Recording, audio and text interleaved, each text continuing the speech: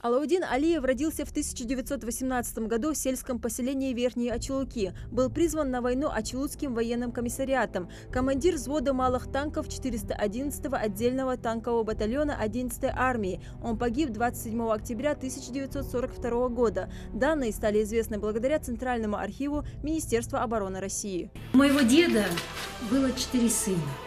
Из них 2 ушли на фронт. У одного была бронь, 4-й был подросток. Но дед, конечно, постарался, дал образование своим сыновьям. Они закончили Владикавказский педтехникум. И до призыва в армию Алаудин, мой дядя, работал учителем, у него была самая гуманная профессия. Потом он стал директором школы в Средних Ачелуках.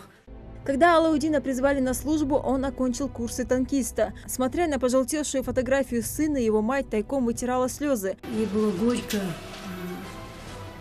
помнить и знать, что ее сын погиб в этой страшной войне. К сожалению, уже и бабушки нету, бабушка умерла. А память о них мы, дети, его братьев, сестер, сохраняем каждое 9 мая, чтобы наши, не то что мы, чтобы наши дети потом помнили, чтобы в них воспитать достойное поколение.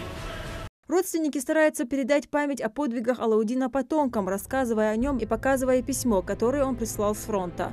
Присылал, конечно, письма, но письма как настоящий кавказский мужчина, он не мог плакать или сетовать на свою судьбу, писать, что это страшная война. Он всегда писал, как бы беспокоясь о них, как они, как живут, что у них.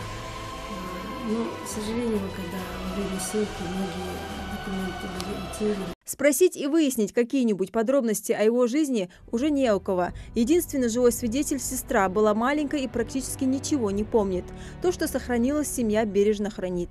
Лейла Гайсанова, Новости 24.